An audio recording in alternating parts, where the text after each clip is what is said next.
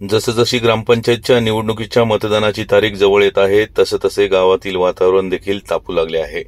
अनेक विषयांवर आरोप प्रत्यारोप तसेच श्रेयवादाची लढाई पाहायला मिळते। याशिवाय वेगवेगळ्या मुद्द्यांवर निवडणूक तापणार असल्याचे चित्र आता हळूहळू स्पष्ट होऊ लागले आहे। सोशल मीडिया हे दुधारी शस्त्र वापरताना कोणती काळजी घ्यायला पाहिजे किंवा काय दक्षता घ्यायला पाहिजे याची जाणीव नारायणगावकरांना किंबहुना वादग्रस्त पोस्ट व्हायरल करणाऱ्या प्रत्येकाला आज प्रत्ययाला आली। याचे नेमके कारण असे आहे की नारायणगाव राष्ट्रवादीचे शहराध्यक्ष रोहिदास केदारी मित्रमंडळ या फेसबुक अकाउंटवरून नारायणगाव येथील छत्रपती शिवाजी महाराज प्रवेशद्वाराच्या देखण्या वास्तूविषयी वादग्रस्त विधान व्हायरल केले गेले। यामुळे अनेक शिवभक्तांच्या भावना दुखावल्या। तसेच या प्रवेशद्वाराचे नूतनीकरण करणारे व श्री मुक्ताबाई हनुमान ग्राम विकास पॅनलचे प्रमुख योगेश पाटे, संतोष नाना खैरे, सूरज वाजगे, अॅडव्होकेट राजेंद्र कोल्हे यांच्यासह अनेक शिवभक्तांच्या भावना तीव्र झाल्या। एवढेच नव्हे तर नूतनीकरण केलेले प्रवेशद्वार म्हणजेच पूर्ववेस ही वास्तू पांडू चित्रपटातील एका गाण्यामध्ये दाखवण्यात आलेली हुबेहूब प्रतिकृती आहे व ही प्रतिकृती येथे आणून बसवली असल्याचा दावा करण्यात आला होता। छत्रपती शिवाजी महाराजांच्या प्रवेशद्वाराचा उल्लेख पांडू चित्रपटातील एका प्रतिकृतीबरोबर केल्याने व या शिवकार्याची उभारणी करताना भ्रष्टाचार देखील केल्याचा आरोप करण्यात आला। त्याचप्रमाणे हे काम झाल्यानंतर तुम्ही हिशोब का दिला नाही अशी वादग्रस्त पोस्ट व्हायरल केल्यामुळे सोशल मीडियावर मोठ्या प्रमाणावर टीका करण्यात आली। त्यानंतर मूळ पोस्ट डिलीट करून पुन्हा एक वादग्रस्त पोस्ट टाकण्यात आली। यानंतर संतप्त नारायणगावकर ग्रामस्थांनी नारायणगाव बस स्थानकापासून छत्रपती शिवाजी महाराज प्रवेशद्वारापर्यंत मोर्चा काढला, या गोष्टीचा निषेध केला। याप्रसंगी माजी सरपंच योगेश पाटे, विघ्नहर साखर कारखान्याचे संचालक संतोष नाना खैरे, राष्ट्रवादी युवकचे तालुका अध्यक्ष सूरज वाजगे, अजित वाजगे, हेमंत कोल्हे यांनी या घटनेचा तीव्र निषेध करत पुन्हा अशी घटना घडली तर आम्ही सहन करणार नाही, उलट जशास तसे उत्तर देऊ असा सज्जड दम दिला। यानंतर सार्वजनिक शिववंदना घेण्यात आली। याच बातमीचा प्रत्यक्ष आढावा घेतला आहे आपला आवाज न्यूज नेटवर्कचे कार्यकारी संपादक किरण वाजगे यांनी। पाहूयात। तुमच्या अर्धी नाही जे इथं घरात दुकानात पासून कार्यक्रम टीव्हीवर बघायचे असली जनता ही नाही। तुम्हाला परत सांगतोय, आज एवढाच विषय घेणार। आज काय राजकारणावर बोलायची ही वेळ नाही।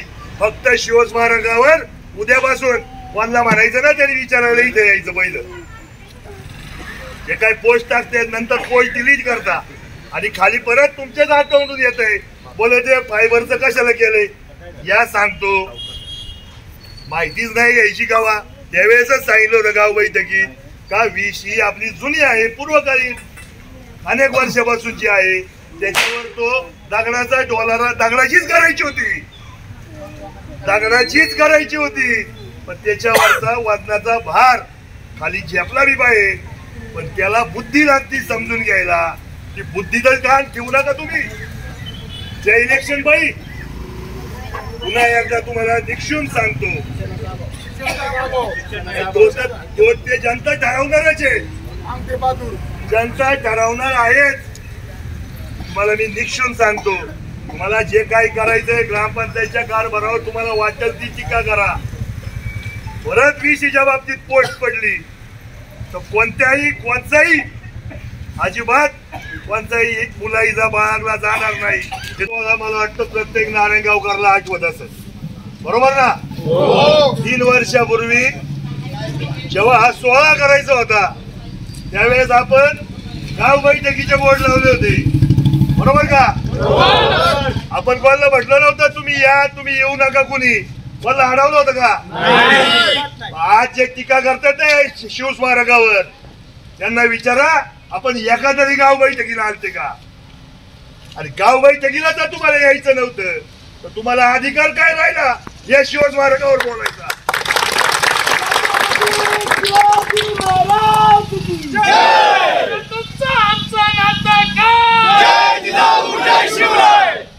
शिवस्मारक करायचं ही संकल्पना मला वाटतं आमच्या ज्या ज्येष्ठांनी 1985 झाली त्यावेळेची वेश उभारली त्याच्यातून आम्हाला मिळालेली आहे। आणि मला वाटतं त्यावेळेस आपण कोणताही पक्ष बघितला नाही, कोणतीही जात पाहिली नाही।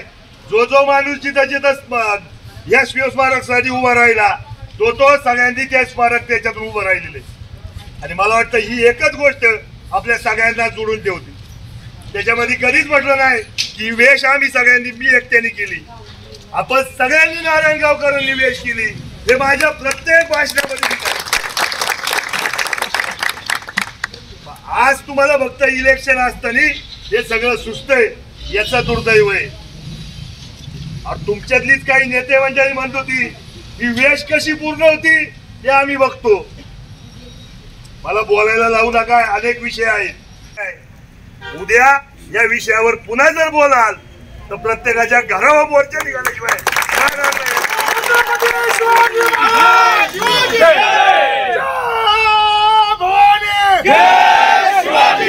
निवडणूक 8च दिवसाची आहे. जी काही टीका करायची माझ्यावर करताच्या तुम्ही, माझ्या कारभारावर टीका करता, पण नारायणगावच्या अस्मितेवर जर कोण टीका करणार तर त्याला आम्ही कोणी सोडणार नाही. आज तुम्हाला सांगतो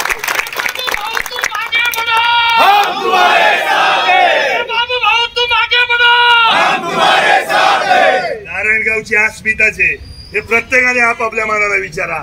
स्वतः उभं राहून फोटो काढताना असं विक्रीचं चिन्ह करताना फोटो पाठवू घ्या ना, तेव्हा नाही सुचलं का आपण या पूर्वी शोधायचं काय मग तेव्हा तुम्हाला सगळं लागतंय. तेव्हा तुमच्या फायद्याचं असलं का तुम्हाला दिसतं आणि अडचणीचं म्हटलं का तुम्ही म्हणता काय आम्हाला इलेक्शन आल्यावर सांगता काय. तुमचे हिशोब ज्याला पाहिजे ना त्यांनी माझ्याकडे या, हिशोब देतो. वहीला हिशोब आहे, कुणी सांगायचं नाही हिशोबाचा आम्हाला. आमच्या अवलादी नाही फंड गायच्या या मार्गासाठी आलेल्या. मला बोलायला लावू नका.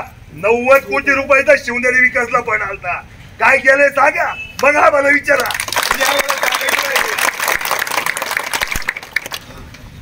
जी भीत बांधली ना ती भीत राहिली का बघा.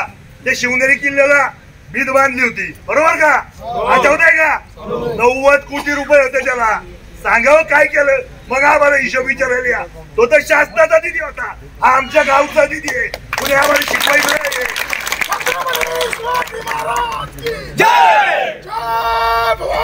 जय शिवाजी. तुम्ही इलेक्शन आल्यावर चुकीच्या पद्धतीचं राजकारण करू, अशा पद्धतीचं राजकारण लोक तुम्हाला मतदान कधीच करणार नाही. तुम्ही विकास करा, विकास कामांवर बोला, काय विकास केला त्याच्यावर बोला. माझं एवढंच म्हणणं आहे, जे नेते मंडळी करायला होतात त्या नेते मंडळीला माझं आव्हान आहे, ह्या नारायणगावसाठी तुम्ही काय केले उद्या त्याची पोस्ट करा आणि ती उद्या चुकीच्या पद्धतीने नारायणगावला वेगळं वळण देण्याचा प्रयत्न केला. आम्ही संयमानी आणि इलेक्शनच्या काळात आम्ही आज चुकीचं करणार. इलेक्शन रविवार आहे, दिवस निघून जातील, नंतर गाठ आमच्याशी आहे हे पण सांगायचं. म्हणून आज या ठिकाणी जो खऱ्या अर्थानं आपण निषेध करतो, आता जाहीर निषेध सर्व एवढे कार्यकर्ते एवढ्या रात्री या ठिकाणी जमतात, अजूनही काँग्रेसचे कार्यकर्ते या ठिकाणी जमले असतात.